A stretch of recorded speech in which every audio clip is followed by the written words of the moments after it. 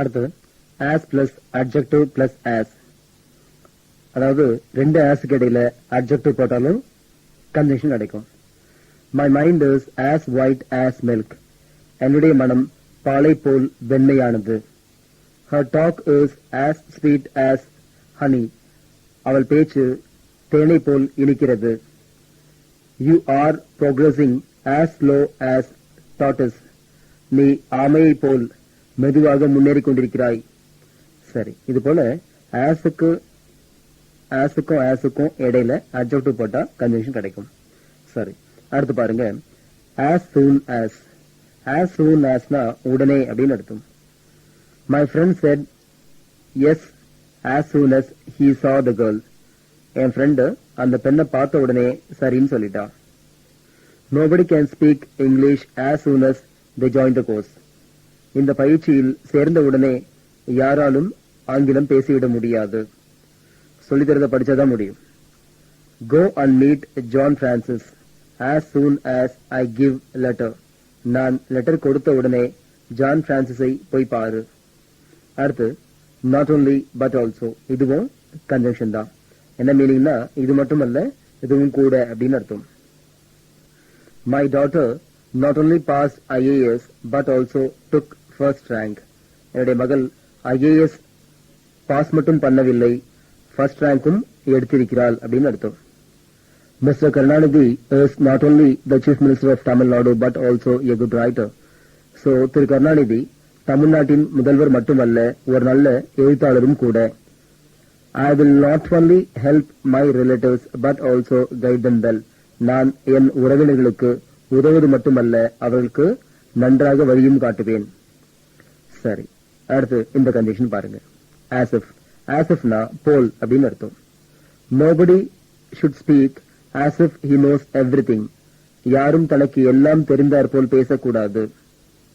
They are studying as if they are going to write CA.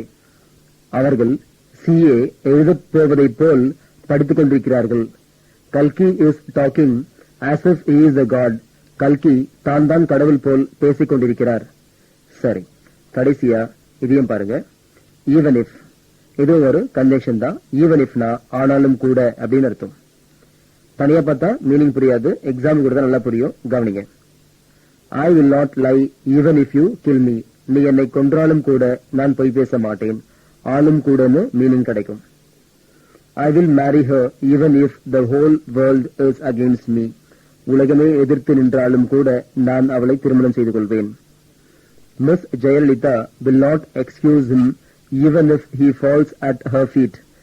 செல்வி ஜெயலலிதா தன்னுடைய காலில் விழுந்தால் கூட அவனை மன்னிக்க மாட்டார். இது போல ஒவ்வொரு கன்ஜங்ஷனையும் யூஸ் பண்ணி நிறைய எக்ஸாம்பிள்ஸ் கொடுக்கலாம். ஒவ்வொரு கன்ஜங்ஷனுக்கு ஒவ்வொரு மீனிங் உண்டு. மீனிங் புரிஞ்சுக்கிட்டு எப்பெல்லாம் தேவையோ அதுக்கேற்ற மாதிரி யூஸ் பண்ணிட்டா போதும், வேற எதுவும் இல்லை. அதே சமயத்துல புக்ல இந்த கன்ஜங்ஷனை யூஸ் பண்ணிருந்தாங்கன்னா மேல பார்த்த மீனிங் வச்சு புரிஞ்சுக்கணும். அதாவது வேற எங்கேயா நீ படிக்கும்போது புக்கோ பேப்பரோ படிக்கும்போது இந்த கன்ஜங்ஷன் வந்தா மேல என்ன மீனிங் பார்த்தீங்கன்னா ஒவ்வொரு கன்ஜங்ஷனுக்கும் அந்த மீனிங்கை கொண்டு வந்து பிக்ஸ் பண்ணி அங்க புரிஞ்சுக்கணும். அவ்வளவுதான். இதுக்கு மேல கன்ஜங்ஷன் எதுவும் கிடையாது. இவ்வளவுதான். இதுமேல் கண்டுபிடிக்க போறதும் கிடையாது. சரி, இதுக்கு மேல இந்த பாடத்துல நடத்துறதுக்கு எதுவும் விஷயம் இல்ல. இன்னைக்கு கிளாஸ்ல என்ன பார்த்தோம்னா கன்ஜங்ஷன்றது இணைக்கும் சொல். ரெண்டு வார்த்தையோ அல்லது ரெண்டு வாக்கியத்தையோ இணைக்கும்னு பாத்தீங்க. அவ்வளவுதான். சரி, நான் எக்ஸசைஸ்ல என்ன செய்ய சொல்லிருக்கணும் அது செஞ்சு பாருங்க. சோ இதோட இன்னைக்கு கிளாஸ் முடிக்கலாம். see you tomorrow. Thank you. இன்னும் நிறைய தெரிஞ்சுக்கணும்னா என்னுடைய வீடியோ சிடியை வாங்கி பாருங்க, ரொம்ப யூஸ்ஃபுல்லா இருக்கும். இந்த சிடிஸ் இல்லாம நீங்க என்கிட்ட நேரடியாகவும் கத்துக்கலாம், ஆன்லைன்ல அதாவது ஸ்கைப் மூலமாகவும் கத்துக்கலாம், அல்லது மொபைல் வழியாகவும் கத்துக்கலாம்.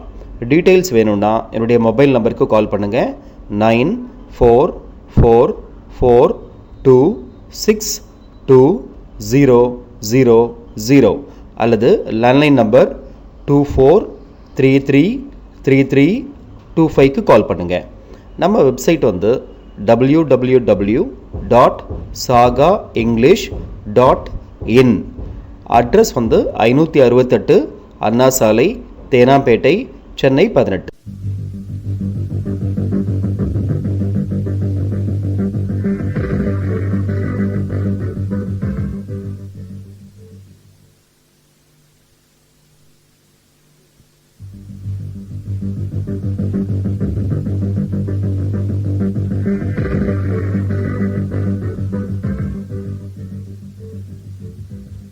சாகா வழங்கும் ஸ்போக்கன் இங்கிலீஷ் கோர்ஸ்.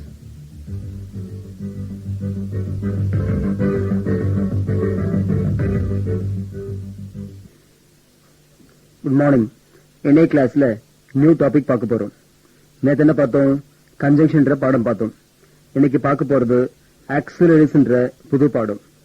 ஆக்சிலருக்கு தமிழ்ல துணை வினைச்சொல்னு அர்த்தம். இத ஹெல்பிங் வெர்ப்னு சொல்லலாம். புக்க பாருங்க. The verb that helps main verb to form tenses is called auxiliary and it has other uses also. எந்த வினைச்சொல் காலத்தை குறிக்க பயன்படுகிறதோ அது துணை வினைச்சொல் எனப்படும் மற்றும் வேறு சில பயன்களும் உண்டு அப்படின்றது இதுக்கு அர்த்தம். இந்த ஆக்சிலரி வெர்ப் இல்லாம ஒரு வாக்கியம் என்ன டென்ஸ்னே தெரிஞ்சுக்க முடியாது. இன்ஃபேக்ட் இந்த ஆக்சிலரிஸ்லாம் உங்களுக்கு ஏற்கனவே சொல்லி கொடுத்திருக்கேன். என்ன ஒண்ணு அதுக்கு பேர் மட்டும் சொல்லல. நாம டென்ஸ்ன்ற பாடத்துல 22 கேள்விகள் பார்த்தோம் இல்லையா? அது எல்லாமே ஆக்சிலரிஸ் தான். நான் இதை டீச் பண்ணும் போதே என்ன சொன்னேன்? இந்த கேள்விகளுக்கெல்லாம் மீனிங் கிடையாது. மீனிங் இல்லாம ஏன் வருதுன்னா நாம என்ன டென்ஸ் தெரிஞ்சுக்க வருது அவ்வளவுதான் சொன்னேன். For example, I sleeping, I sleeping, I sleeping. இதுக்கு மீனிங் என்ன? நான் தூங்கிக் கொண்டு, நான் தூங்கிக் கொண்டு, நான் தூங்கிக் கொண்டு. இதான் அர்த்தம். இது நமக்கு என்ன டென்ஸ்னே தெரியல. அதாவது நான் தூங்கிக் கொண்டு இருக்கிறேனா, தூங்கிக் கொண்டு இருந்தேனா, தூங்கிக் கொண்டு இருப்பேனா எதுவுமே தெரியல. இத ஐ ஸ்லீப்பிங் ரெண்டு வார்த்தைக்கு இடையில ஆம் போட்டா நான் தூங்கிக் கொண்டு இருக்கிறேன், அதாவது இப்ப தூங்கிட்டு இருக்கேன் அப்படின்னு அர்த்தம். இது பிரசன்ட் டென்ஸ். அதே ஐ ஸ்லீப்பிங்க்கு இடையில வாஸ் போட்டா நான் தூங்கிக் கொண்டு இருந்தேன்னு அர்த்தம். இப்ப வாஸ் போடும்போது என்ன மீனிங் வருது? இருந்தேன், அதாவது பாஸ்ட் டென்ஸ். அதே ஐ ஸ்லீப்பிங்க்கு இடையில வில் பி போட்டா நான் தூங்கிக் கொண்டு இருப்பேன்னு அர்த்தம். இவ்வளவுதான். வில் பி போட்டா ஃபியூச்சர் டென்ஸ். சோ இந்த ஆம், வாஸ், வில் பி இது எல்லாமே எதை குறிக்குது அப்படின்னு சொன்னா காலத்தை குறிக்குது. நீங்க தெரிஞ்சுக்க வேண்டிய சில முக்கியமான விஷயங்கள் சொல்றேன், கவனிங்க. வெர்ப்ல 2 டைப்ஸ் இருக்கு. ஒன்னு மெயின் வெர்ப், இன்னொன்னு ஆக்சிலரி வெர்ப். முதல்ல என்ன பார்த்தோம்? வெர்ப்ன்ற பாடம் பார்த்தோம். வெர்ப்ல 2 டைப்ஸ் உண்டு. ஒன்னு ஸ்ட்ராங் வெர்ப், இன்னொன்னு வீக் வெர்ப். ஸ்ட்ராங் வெர்ப் ஈடில முடியாது, வீக் வெர்ப் ஈடில முடியும். ஸ்ட்ராங் வெர்ப என்ன முடியும், வீக் வெர்ப என்ன முடியாது. ஸ்ட்ராங் வெர்ப் லிஸ்ட் கொடுத்திருக்கேன் இல்லையா? ஸ்ட்ராங் வெர்ப், வீக் வெர்ப் ரெண்டுத்துக்கும் டிக்ஷனரியில மீனிங் இருக்கும். அப்புறம் ஸ்ட்ராங் வெர்ப், வீக் வெர்ப் ரெண்டுத்தையும் 5 ஃபார்ம்ஸா எழுதலாம். பட் ஆக்சிலரிஸை பொறுத்த வரைக்கும் மொத்தமாவே 30க்கு மேல கிடையாது. ஆக்சிலரிஸ்க்குலாம் உலகத்துல எந்த டிக்ஷனரியிலும் மீனிங் இருக்காது. ஆக்சிலரிஸ்லாம் 5 ஃபார்ம்ஸ் கிடையாது. ஆக்சிலரி வெர்புக்கு 5 ஃபார்ம் கிடையாது. மெயின் வெர்புக்கு மட்டும்தான் 5 ஃபார்ம் உண்டு. ஆக்சிலரிஸ் எப்ப சென்டென்ஸ்ல ஆரம்பத்துல போட்டாலும் கேள்வி ஆயிடும். இதே போல ஆக்சிலரிஸ வச்சு அமைற கேள்விக்கு தான் எஸ் ஆர் நோன்னு ஆன்சர் பண்ண முடியும். சரி, இப்போ இந்த ஆக்சிலரிஸ் பத்தி ஒவ்வொன்னா பார்க்கலாம், கவனிங்க. First be and its forms, அத பத்தி பார்க்கலாம். புக்க பாருங்க. Be and its forms. Be, am, is, are, being, was, were, been. இந்த பீன்ற வார்த்தைக்கு டிக்ஷனரியில மீனிங் பார்த்தா என்ன போட்டிருக்கோம்? இருன்னு போட்டிருக்கோம். இந்த பிக்கு மட்டும் 5 ஃபார்ம்ஸ், 8 வேர்ட்ஸ். 5 ஃபார்ம்ஸ், 8 வார்த்தைகள். பாருங்க. Be first form, am, is, are second form, being third form, was, were fourth form, been fifth form. முதல்ல பிக்கு எக்ஸாம்பிள் தரேன், புக்க பாருங்க. பிக்கு என்ன அர்த்தம் சொன்னேன்? இருன்னு அர்த்தம். பாருங்க. பி ரெடி, தயாரா இரு. பி குவைட், அமைதியா இரு. பி இந்தியன், இந்தியனா இரு. டோன்ட் பி எ ஃபூல், முட்டாளாக இருக்காதே. டோன்ட் பி லேசி, சோம்பேறியாக இருக்காதே. இது போல பி வர இடங்கள்ல இருன்னு அர்த்தம் வரும். அடுத்து பீயிங் பாருங்க. ஆம், இஸ், ஆர் இத பத்தி அப்புறம் பார்க்கலாம். இப்ப பீயிங் பாருங்க. பீயிங்க்கு இருந்து கொண்டுன்னு அர்த்தம். Being a graduate, you cannot say I don't know English. பீயிங்க்கு என்ன அர்த்தம்? இருந்து கொண்டு. இதுக்கு தமிழ்ல என்ன அர்த்தம்? சென்டென்ஸ்க்கு பட்டதாரியாக இருந்து கொண்டு எனக்கு ஆங்கிலம் தெரியாது என்று சொல்ல முடியாது. பட்டதாரியாக இருந்து கொண்டுன்னு அர்த்தம். Okay. Being a judge, he should not lie. ஒரு நீதிபதியாக இருந்து கொண்டு அவன் பொய் பேசக்கூடாது. என்ன புரியுதா? பீயிங் சென்டென்ஸ் ஆரம்பத்துல தான் வரும்னா கிடையாது. இந்த எக்ஸாம்பிள பாருங்க. அதாவது பீயிங் சென்டென்ஸ் ஆரம்பத்திலே வரலாம், மிடில்லயே வரலாம். கவனிங்க, இதை கவனிங்க. சாரி ஃபார் பீயிங் லேட், தாமதமாக வந்திருப்பதற்கு மன்னிக்கவும். இங்க பாருங்க, பீயிங் இடையில வருது. அடுத்து, a police officer was awarded for being honest. ஒரு போலீஸ் அதிகாரி நேர்மையாக இருந்ததற்காக பரிசீலிக்கப்பட்டார். இது போல பீயிங் முன்னால நடுவுல எங்க வேணாலும் வரலாம். எங்க வந்தாலும் மேல நான் கொடுத்திருக்க மீனிங் தான் வரும். என்ன புரியுதா? சரி, இன்னொரு விஷயம், இதே பீயிங்ன்ற வார்த்தை பாசிவ் வாய்ஸ்லயும் பாத்தீங்க. அங்க இந்த பீயிங்க்கு மீனிங் கிடையாது. அதாவது வெர்ப் ஃபிஃப்த் ஃபார்முக்கு முன்னால பீயிங் வந்தா பீயிங்க்கு மீனிங் கிடையாது. வேற எங்க வந்தாலும் இருந்து கொண்டுன்ற மீனிங் வரும். புரியும் நினைக்கிறேன். ஓகே, அடுத்து வாஸ் வேர் ரெண்டும் அப்புறம் பார்க்கலாம். இப்போ பீன் பாருங்க. பீனுக்கு என்ன அர்த்தம்? இருந்திரு. என்னடா அது பீனுக்கு மீனிங் இருக்குன்னு சொல்றேன்னு யோசிக்காதீங்க. ஏற்கனவே நீங்க பீன் பார்த்திருக்கீங்க. அதாவது சில இடங்கள்ல மீனிங் உண்டு, சில இடங்கள்ல மீனிங் கிடையாது. எப்படின்னா, பீனுக்கு பின்னால வெர்ப் தேர்ட் ஃபார்ம் இருந்தா பீனுக்கு மீனிங் கிடையாது. அதே பீனுக்கு பின்னால வெர்ப் ஃபிஃப்த் ஃபார்ம் இருந்தாலும் பீனுக்கு மீனிங் கிடையாது.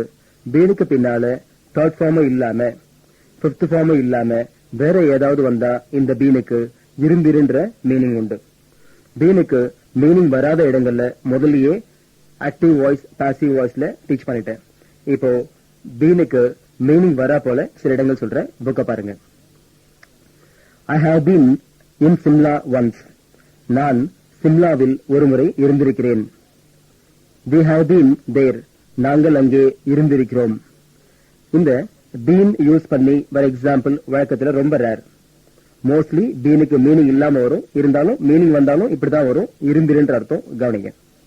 சரி, அடுத்து இந்த am, is, are, was, were இந்த அஞ்சையும் பத்தி பார்க்கலாம். இந்த அஞ்சும் ஏற்கனவே பார்த்திருக்கீங்க. இங்க இன்னும் சில முக்கியமான விஷயங்கள் சொல்ல வேண்டியிருக்கு. கவனிங்க, புக்க பாருங்க. இந்த am, is, are, was, were, shall be, will be இதுக்கெல்லாம் பின்னால என்ன போடுறது அல்லது இதெல்லாம் எதுக்கு முன்னால வரும்ன்றத பத்தி பார்க்க போறோம். கவனிங்க, இந்த am, is, are, was, were, shall be, will be இதுக்கெல்லாம் பின்னால thinking verb third form வரலாம். third form வந்தா active voice. a teacher noun வரலாம். angry adjective வரலாம். in India preposition வரலாம். in என்னங்க preposition. thought verb fifth form இதுவும் வரலாம். fifth form வந்தா passive voice. அடுத்து here இது என்ன adverb வரலாம். to go infinitive போடலாம். இந்த infinitive நான் அப்புறம் நடத்துறேன். சரி, இது வரைக்கும் கவனிங்க. இப்போதைக்கு to goக்கு போகன்னு அர்த்தம் எடுத்துங்க, அது போதும். ஃபர்ஸ்ட் காலம்ல என்ன கொடுத்திருக்கேன்? ஐ, லீலா, தே இல்லையா? ஓகே, ஐ நான், லீலா சிங்குலர், தே ப்ளூரல், அவர்கள் அர்த்தம். இப்போ நீங்க எப்படி படிக்கணும்னா, ஆம் எடுத்துக்கிட்டு ஐ எம் திங்கிங் நான் நினைத்துக் கொண்டிருக்கிறேன். ஐ எம் எ டீச்சர் நான் ஒரு ஆசிரியர். ஐ எம் ஆங்கிரி நான் கோபமாக இருக்கிறேன். ஐ எம் இன் இந்தியா நான் இந்தியாவில் இருக்கிறேன். ஐ எம் டாட் நான் கற்பிக்கப்படுகிறேன். ஐ எம் ஹியர் நான் இங்கே இருக்கிறேன். ஐ எம் டு கோ இதுக்கு என்ன அர்த்தம்? நான் போக இருக்கிறேன். ஆம் யூஸ் பண்ணதால எல்லாம் பிரசன்ட் டென்ஸ். ஆம் யூஸ் பண்ணா எல்லாம் பிரசன்ட் டென்ஸ். ஓகே, இந்த 7 இடங்களை தவிர வேற எங்கேயும் இந்த am, is, are, was, were, shall be, will be வராது. இந்த 7 இடங்களுக்கு முன்னாலதான் இந்த 7 வரும். சரி, இப்படியும் சொல்லலாம். am, is, are, was, were, shall be, will be இது எல்லாம் பக்கத்துல வர வார்த்தை. இது எல்லாத்துக்கும் பக்கத்துல வர வார்த்தை. தேர்ட் ஃபார்மா இருக்கலாம், நவுனா இருக்கலாம், அட்ஜெக்டிவா இருக்கலாம், ப்ரிபோஷனா இருக்கலாம், ஃபிஃப்த் ஃபார்மா இருக்கலாம், அட்வர்பா இருக்கலாம், இன்ஃபினிட்டிவா இருக்கலாம். இது தவிர வேற எதுவும் வராது, வரக்கூடாது. இங்க am போட்டதால பிரசன்ட் டென்ஸ். அதே was போட்டா past tense. was போட்டு படிக்கிற கவனிங்க. I was thinking நான் நினைத்துக் கொண்டிருந்தேன். I was a teacher நான் ஒரு ஆசிரியராக இருந்தேன். I was angry நான் கோபமாக இருந்தேன். I was in India. நான் இந்தியாவில் இருந்தேன். I was taught. நான் கற்பிக்கப்பட்டேன். I was here. நான் இங்கே இருந்தேன். I was to go. நான் போக இருந்தேன். இதே ஐக்கு பக்கத்துல will be போட்டு படிச்சா future tense. படிக்கிற பாருங்க. I will be thinking. நான் நினைத்துக் கொண்டிருப்பேன். I will be a teacher. நான் ஒரு ஆசிரியராக இருப்பேன். I will be angry. நான் கோபமாக இருப்பேன். I will be in India. நான் இந்தியாவில் இருப்பேன். I will be taught. நான் கற்பிக்கப்படுவேன். I will be here. நான் இங்கே இருப்பேன். I will be to go. இது போல I will be to go வரத நீங்க பார்க்க முடியாது. அதாவது will be க்கு பக்கத்துல infinitive வரத பார்க்க முடியாது. will be க்கு பதிலா shall be யும் போடலாம், தப்பு இல்ல. ஓகே, இதே போல லீலாவை எடுத்துக்கிட்டு பிரசன்ட் டென்ஸ்ல, பாஸ்ட் டென்ஸ்ல, ஃபியூச்சர் டென்ஸ்ல எல்லாத்துலயும் அதாவது இந்த 7 இடங்களுக்கையும் போட்டு பார்க்கலாம். அடுத்து தேவ எடுத்துக்கிட்டு பிரசன்ட் டென்ஸ், எப்படி தேவ எடுத்துக்கிட்டு present tense, past tense, future tense இது எல்லாத்தையும் போட்டு சொல்லலாம். பிரசன்ட் டென்ஸ்ல தே ஆர்னு ஆரம்பிக்கிறோம். பிரசன்ட் டென்ஸ்ல தே ஆர்னு ஆரம்பிக்கிறோம். பாஸ்ட் டென்ஸ்ல தே வேர்னு ஆரம்பிக்கிறோம். ஃபியூச்சர் டென்ஸ்ல தே வில் பீன்னு ஆரம்பிக்கணும். என்ன போட்டாலும் இந்த 7 இடங்களுக்கு மட்டும்தான் இதெல்லாம் யூஸ் பண்ணோம், புரிஞ்சுங்க. வேணும்னா பிரசன்ட் டென்ஸை நானே சொல்றேன், கவனிங்க. They are thinking. அவர்கள் நினைத்துக் கொண்டிருக்கிறார்கள். They are teachers. அவர்கள் ஆசிரியர்கள். They are angry. அவர்கள் கோபமாக இருக்கிறார்கள். They are in India. அவர்கள் இந்தியாவில் இருக்கிறார்கள்.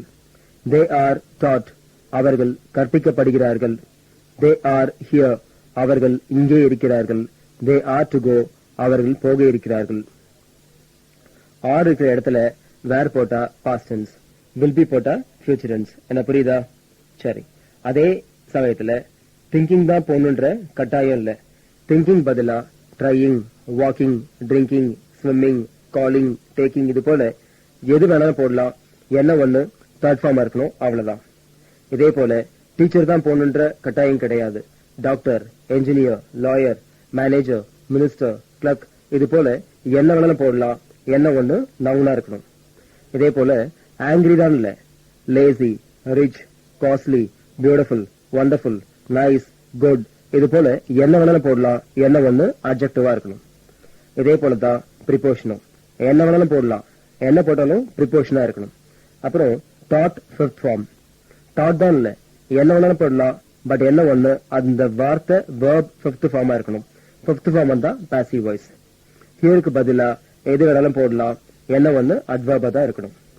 அதே போல கடைசியா டு கோக்கு பதிலா எந்த இன்ஃபினிட்டிவ் வேணாலும் போடலாம். என்னெல்லாம் புரியுதா? சரி, கடைசியா ஒரு முறை சொல்லிடுறேன், கவனிங்க. am, is, are, was, were, shall be, will be இதெல்லாம் மேல சொன்ன 7 இடங்கள்ல மட்டும்தான் வரும், வேற எங்கேயும் வராது. என்ன புரியுதா? சரி, அடுத்து நான் பார்க்க போறது புது டாபிக். அது புக்க பாருங்க. do and its forms. அதாவது doவும் அதனுடைய வடிவங்களும் அப்படின்னு அர்த்தம். ஃபர்ஸ்ட் என்ன கொடுத்திருக்கேன் பாருங்க. as an auxiliary, do, does, did. அதாவது doன்ற வார்த்தை auxiliary வரும்போது 3 forms. doன்ற வார்த்தை auxiliary வரும்போது 3 forms. do, does, did இந்த மூணுக்கும் மீனிங் கிடையாது. இந்த do, does, did மீனிங் இல்லாம வர போல ஏற்கனவே நீங்க டென்ஸ்ல பாத்தீங்க. இதுக்கு எக்ஸாம்பிள்ஸ்லாம் ஏற்கனவே சொல்லிக் கொடுத்தேன். இருந்தாலும் இப்ப சொல்றேன், புக்க பாருங்க. do you cry? நீ அழுகிறாயா? no, I do not cry. இல்லை, நான் அழுவதில்லை. does Priya jump? Priya குதிக்கிறாளா? no, Priya does not jump. இல்லை, பிரியா குதிப்பதில்லை. did we fight? நாம் சண்டையிட்டோமா? no, we did not fight. இல்லை, நாம் சண்டையிடவில்லை. இந்த இடங்கள்லாம் do, does, did இந்த மூணுத்துக்கும் மீனிங் கிடையாது. அதாவது do, does, did இந்த மூணு கேள்விய வந்தா மீனிங் கிடையாது. நாட்டுக்கு முன்னால வந்தா மீனிங் கிடையாது. இது தவிர வேற எங்க வந்தாலும் do, does, did இந்த மூணுக்கும் மீனிங் உண்டு. மீனிங் என்னன்னா செய் அப்படின்னு அர்த்தம். சரி, இப்போ doக்கு மீனிங் இருக்கா போல சில எக்ஸாம்பிள்ஸ் பாருங்க, கவனிங்க. சில ஸ்டூடெண்ட்ஸ் ஏற்கனவே நான் டென்ஸ் பாடம் எடுக்கும் போது doக்கு மீனிங் இருக்கா இல்லையான்னு கேட்டாங்க. நான் என்ன சொன்னேன்? மீனிங் வரும்போது நானே சொல்றேன், வெயிட் பண்ணுங்கன்னு சொன்னேன். இப்ப புக்க பாருங்க. as a main verb, do, does, doing, did, done. அதாவது doன்ற வார்த்தை மெயின் verb வரும்போது 5 forms. do, does, doing, did, done. இந்த 5க்கும் மீனிங் உண்டு. do ஆக்சிலரியா வரும்போது தான் மீனிங் கிடையாது. மெயின் verb வரும்போது doக்கு செய் அப்படின்ற மீனிங் உண்டு. இன்னொரு முக்கியமான விஷயமும் பாத்தீங்க. do, does, did இந்த 3 கேள்வியா வந்தா மீனிங் கிடையாது, நாட்டுக்கு முன்னால வந்தா மீனிங் கிடையாது. அது தவிர வேற எங்க வந்தாலும் மீனிங் உண்டு.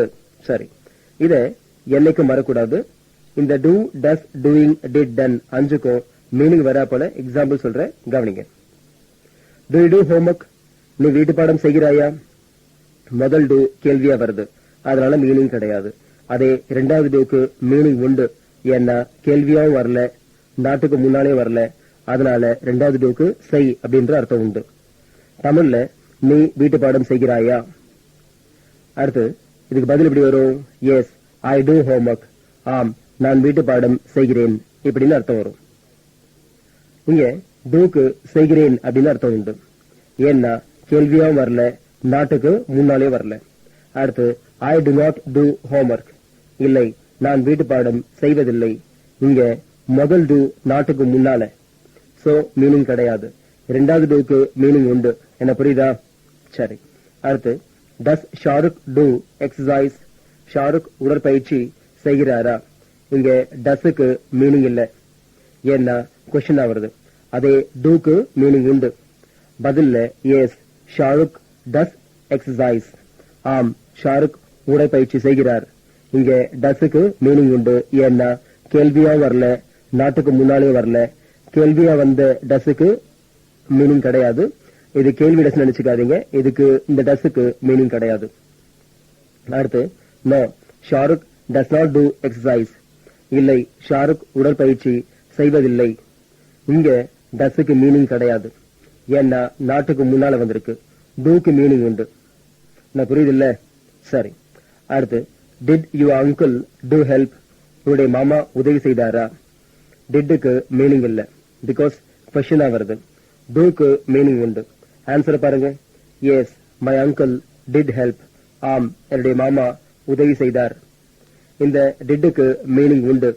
ஏன்னா கேள்வியா வரல, நாட்டுக்கு முன்னாலேயும் வரல. அதை நோன் சொல்லும் போது no, my uncle did not do help. இல்லை, என்னுடைய மாமா உதவி செய்யவில்லை. டிட் நாட்டுக்கு முன்னால, அதனால மீனிங் இல்ல. டூக்கு மீனிங் உண்டு. என்ன புரியுதா?